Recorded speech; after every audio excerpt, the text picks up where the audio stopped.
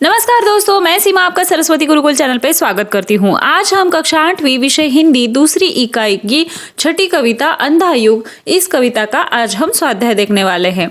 स्वाध्याय शुरू करने से पहले इस कविता में कल्पना पल्लवन शीर्षक के नीचे एक प्रश्न पूछा गया है, उसका उत्तर हमने देखा है और बाद में स्वाध्याय को शुरू किया है। और एक बात, अगर आप इस चैनल पे नए हो या फिर अभी तक आपने चैनल को सब्सक्राइब नहीं किया है तो सब्सक्राइब जरूर कर लेना, ताकि आने वाले सभी वीडियो की नोटिफिकेशन आप तक पहुंच जाए।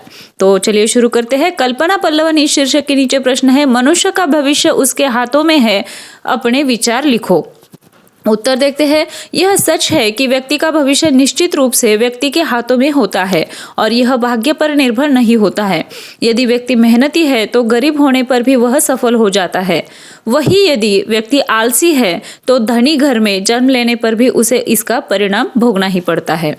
एक बहुत प्रसिद्ध कहावत है जिसका अर्थ है कि भगवान भी केवल उन्हीं लोगों को सफल होने में मदद करते हैं जो कड़ी मेहनत करते हैं और सफल होने की कोशिश करते हैं। यदि कोई व्यक्ति मेहनत न करके अपनी मदद नहीं करता है तो वह हमेशा असफल रहेगा। अभी स्वाध्याय देखेंगे। प्रश्न पहला, सूचना के अनुसार कृतियां करो। इसमें एक कृति करो। एक, वृद्ध ने इनका दायित्व लिया है। किनका दायित्व लिया है? संजय युयुत्सु। तो यहाँ पे 3 जन हैं, लेकिन हमें यहाँ पर 2 ही रिक्त स्थान दिए गए हैं, इसीलिए हमने यहाँ पर 2 नाम लिखे हैं। दूसरा है अंधे युग में प्रभु का एक अंश। तो इसका क्या आएगा? युयुत्सु आत्मघाती। 2, संजाल पूर्ण करो। अश्वत्थामा के अनुसार नए अर्थ में व्यक्ति।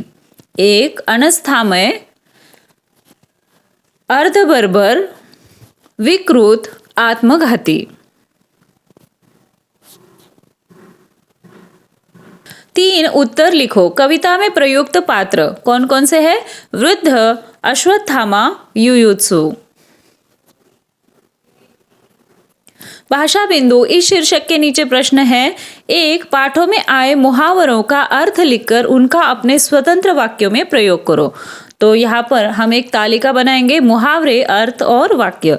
मुहावरा देखते हैं। अपने पैरों पर कुल्हाड़ी मारना। अर्थ, स्वयं का नुकसान करना। वाक्य में प्रयोग, शांत बैठे हुए कुत्ते पर पत्थर फेंकने पर उसने काटा, मैंने सचमुच अपने पैरों पर कुल्हाड़ी मार ली। मुहावरा है, खाली हाथ रहना। अर्थ, पास में कुछ न होना। वाक्य में प्रयोग, सब कुछ गरीबों में बांटकर वह खाली हाथ रहा। मुहावरा है, घोड़े बेचकर सोना। अर्थ है, निश्चिंत होकर सोना। वाक्य में प्रयोग है, पाठशाला को छुट्टियां लगने पर मैं घोड़े बेचकर सो गया। मुहावरा है, रंगे हाथ पकड़ना। इसका अर्थ है, अपराध करते हुए प्रत्यक्ष पकड़ना। वाक्य में प्रयोग, पुलिस ने चोरों को रंगे हाथ पकड़ लिया। मुहावरा है, लोहा मानना। अर्थ है, श्रेष्ठता स्वीकार करना। वाक्य में प्रयोग, सबने गीता की कला को लोहा मान लिया। और समझो, यहाँ पर हमें वर्ण विच्छेद दिया है। एक तरफ हमें करके दिखाया है और दूसरी तरफ हमें करना है। तो वाक्य, इस शब्द का वर्ण विच्छेद है व अधिक आ अधिक क अधिक य अधिक अ। शब्द, इस शब्द का वर्ण विच्छेद है श अधिक ब अधिक द। व्यवहार, इस शब्द का वर्ण विच्छेद है व अधिक य अधिक व अधिक ह अधिक आ अधिक र। तो इस प्रकार से हम ये तालिका पूर्ण कर सकते हैं। स्वयं अध्ययन, इस शीर्षक के नीचे प्रश्न है, कर्म ही पूजा है विषय पर अपने विचार 100 शब्दों में लिखो। तो उत्तर देखते हैं। गीता में लिखा है कि कर्म ही पूजा है, कर्म से बढ़कर व्यक्ति का अन्य कोई धर्म नहीं है, इसलिए कर्म करना मनुष्य का पहला लक्ष्य होना चाहिए। मनुष्य के कर्म को ही संसार में याद किया जाता है। उसकी मृत्यु के उपरांत वह सिर्फ अपने अच्छे कर्मों के कारण याद किया जाता है। हमने ये देखा है कि रोज मंदिर जाने वाले इंसान का जीवन उतना सुखमय नहीं है जितना सुखमय उस इंसान का है जो रोज अपने कामों को बड़ी ईमानदारी से करता है और वो हमेशा अपनी भलाई से पहले समाज की और देश की भलाई सोचता है।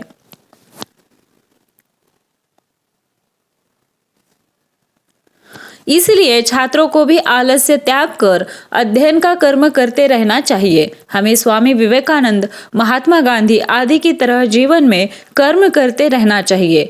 कर्म सफलता का आधार है, कर्म ही श्रेष्ठ है।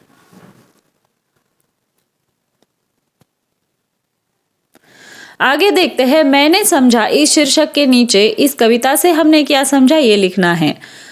मानव की उन्नति और अवनति दोनों उसी के हाथों में है। यदि वह चाहे तो सत्कर्मों से अपने जीवन को सफल बना सकता है और यदि चाहे तो गलत राह अपनाकर अपने जीवन को व्यर्थ कर सकता है।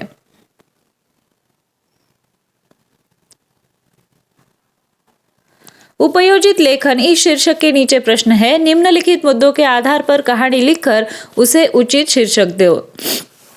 तो मुद्दे हैं, एक गांव, दर्जी की दुकान, प्रतिदिन हाथी का दुकान से होकर नदी पर नहाने जाना, दर्जी का हाथी को केला खिलाना, एक दिन दर्जी को मजाक सूझना, दर्जी द्वारा हाथी को सुई चुभाना, परिणाम और शीर्षक। तो देखते हैं ये कहानी कैसे लिखी जा सकती है। तो इन मुद्दों का आधार लेकर हम कहानी लिखते हैं। उदयपुर नामक गांव में एक किसान के घर एक पालत हाथी रहता था। वह बड़ा चालाक था। उसका नियम था कि प्रतिदिन सवेरे के समय तालाब पर नहाने जाता था। उस रास्ते में एक दर्जी की दुकान पड़ती थी। वह रोज उसे खाने के लिए केले देता था। हाथी इस उपकार का बदला चुकाने के लिए तालाब से लौटते समय दर्जी को एक कमल का फूल देता था। इस प्रकार दोनों में गहरी दोस्ती हो गई। एक दिन दर्जी ने मन में सोचा, क्यों न आज हाथी के साथ मजाक करूं। जब हाथी प्रतिदिन के नियमानुसार केले लेने आया तो दर्जी ने केले के बदले हाथी की सूंड में सुई चुभा दी। हाथी खून का चूर्ण पीकर तालाब पर चला गया। रास्ते में मन ही मन बदला लेने की युक्ति सोचने लगा।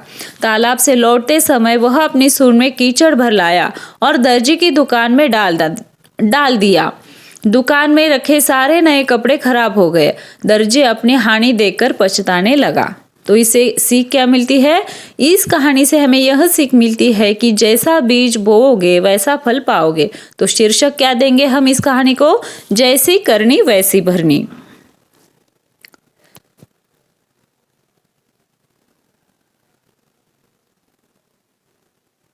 आया समझ में? आशा करती हूँ कि आपको सभी प्रश्नों का समाधान मिल गया होगा। आपके इस चैनल पे सभी विषयों के स्वाध्याय की वीडियो अपलोड हो चुकी है। इसके साथ ही विविध विषय पर भाषण, निबंध लेखन, पत्र लेखन, आर्ट एंड क्राफ्ट, इन सभी की वीडियो चैनल पर अवेलेबल है। वो भी आप चेक कर लेना। और ये वीडियो आपको कैसा लगा वो कमेंट करके ज़रूर बताना। वीडियो अच्छा लगा तो अपने दोस्तों के साथ शेयर करना, वीडियो को लाइक करना और चैनल को सब्सक्राइब करना। मिलते हैं अगली ऐसे ही एक नई वीडियो में। तब तक के लिए धन्यवाद।